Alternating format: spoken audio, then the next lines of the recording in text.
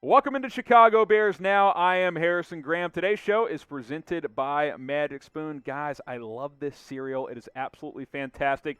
Good flavors like the cocoa one. The ingredients are fantastic. 13 grams of protein. You see it right there. Only 4 grams of net carbs. And yes, 0 grams of sugar. Magic Spoon is fantastic. Get $5 off at magicspoon.com/bears. Let's get into today's Chicago Bears rumors. I am Harrison Graham. Justin Fields, is he not going to start until at least week 4? I'll go two smoking Jays on this one. Saw this one floating on the internet early on Tuesday. Jay Glazer of Fox Sports actually had this one. He said that, quote, the plan was for him not to be the starter before week 4, which has been a popular theory. That's something I've thrown out there that, hey, you get Detroit at home in week 4. If Andy Dalton has struggled up to that point, or if Justin Fields is ready by that point, I think he's ready now, but for sure by week 4, play him at home against Detroit because the Lions are not a very good football team. The next couple of weeks, obviously, are Cincinnati at home in week 2, and then Cleveland on the road in week 3. On the road at Cleveland in your first start wouldn't be the most ideal, but I would be fine with that as well. Here's what Jay Glazer had to say about this. Quote, the plan was for him to not be the starter before week 4. The Bears were really hoping their defense would come up big and that they'd be able to play ball control football and Andy Dalton would be able to manage that team and Justin Fields could just learn. They did want to take him along a lot more slowly than throwing him in there in game 1 or in game 2. I think the problem you're potentially going to run into here is, what if the Bears defense isn't elite? What if it's not even really good? What if it's just average to above average? Here's the thing. I'm okay with playing Andy Dalton, but your defense better be elite. I don't know if this defense is elite. If it's not, what if the team stinks defensively? Then don't you have to go to Justin Fields if you're truly trying to win games this year? And in my opinion, you should try to win games every year. I get it. The future's important. Justin Fields' development is very, very important, but I think he's pro-ready personally. He played at the highest level in college with a lot of pro concepts with Ryan Day. If you're trying to make some noise this year in a weak division, by the way, I don't think the NFC North is very good, and Justin Fields gives you the best chance to win, get him in there. I mean, that's what it comes down to. If your defense is bad, you can't ask Andy Dalton to carry you. He's never been that guy. He's more of a game manager. Make good decisions, play ball control, run the football. What if you can't do that, though, because the defense isn't very good, which we don't know for sure yet, but through 1 week, the defense wasn't very good. Should Justin Fields just start in week 2? Is it already time to make him the starter? Type Y for yes, type in for no. We'll get your votes in on this one. Go ahead and let us know down in the comments. So the popular theory has, okay, week 4 against Detroit, right? Because week 1 on the road against Aaron Donald and the Rams, maybe that's too tough for Fields. Okay, fine.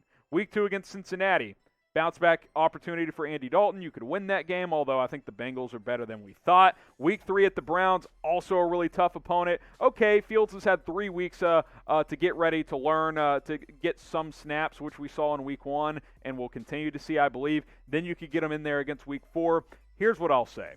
If you lose to the Cincinnati Bengals, you got to make a change, even if that means starting Fields on the road against Cleveland. You cannot start 0-2 and punt on this season, because if you lose to the Bengals, you're not beating Cleveland on the road. You're just not going to. So that means you're going to start 0-3, and the history of teams making the playoffs when they start 0-3 is almost over. It's very, very difficult to rally back from an 0-3 start, so you have to make a change if you lose this week to the Cincinnati Bengals, especially if the defense struggles once again. You're just going to have to get bigger plays with Justin Fields. So we'll see if the Bears hold out until week 4 at this point. That's why I gave it 2 smoking Jays. I think in theory that was a good plan, but if defense isn't that good, that plan may get expedited. You may have to go to Fields, who would give you a better chance, in my opinion, of winning this year than Andy Dalton, especially if the defense struggles.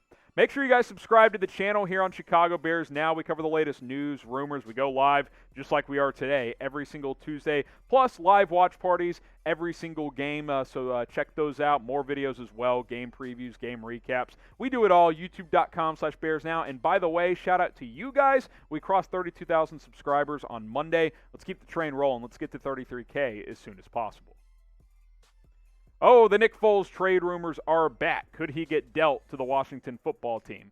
One smoking Jay. I think overall a Nick Foles trade at this point is pretty unlikely. I'll say it's 20, 25%. You never know. Fansided threw this idea out there because Ryan Fitzpatrick did suffer a hip injury in Week 1. He's set to miss at least 6 to 8 weeks. They put him on short-term IR, which means he'll obviously miss at least the next 3 games, but it sounds like it's going to be at least double that, which caused Fansided to say, hey, how about Nick Foles to Washington? Well, I just don't see this being that likely of a situation. Number one, Cam Newton's a free agent, and Washington head coach Ron Rivera is a big fan of his. Number two, they really like Taylor Heinicke in Washington. He's going to start right now, and you've got Kyle Allen as the backup. So I think overall, trading for Nick Foles doesn't really add anything. Is he for sure an upgrade over Taylor Heinicke?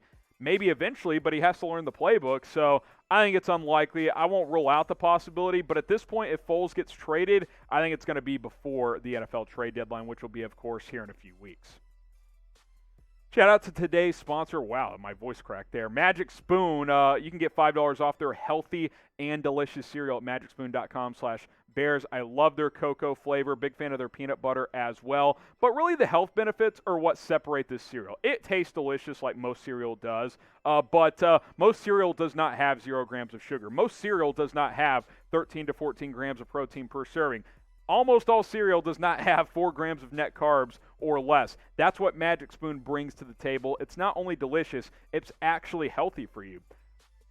I wake up, lack energy, pound a bowl of this, boom, I'm ready to go work out and start my day at work and pump out these videos for you guys every single day. It's all thanks to Magic Spoon, magicspoon.com/bears. Get $5 off your first order. We've got a link in the live chat, in the comments, and in the description.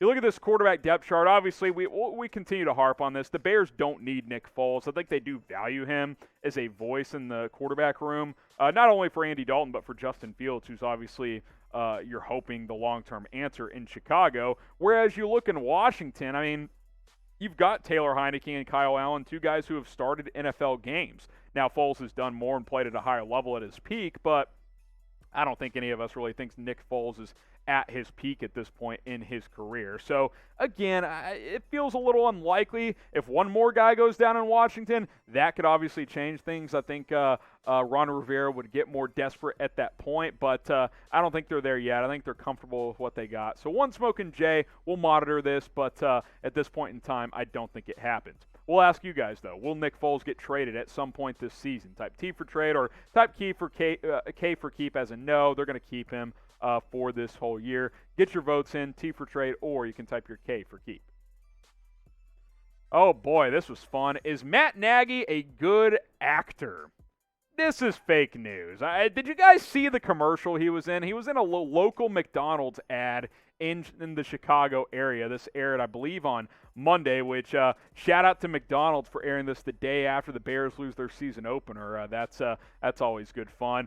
He was wearing Bears gear in the commercial, and Bears fans had a field day with this. I mean, this was just all over the internet over the past couple of days. Saw a bunch of articles on it as well. Here's the quote from Nagy in the commercial. This was his line, and by the way, this is a kind of a screenshot from that commercial. Shout out producer Jack for cooking this one up. Quote, "I was hired to make this great team even better. We're doing paid time off, tuition assistance for schools too, and hey, if they put in the work, they can make manager on this team." That first line is really what got Bears fans, because I know a lot of you guys don't think Matt Nagy has made the Bears better. Here's what I have to say.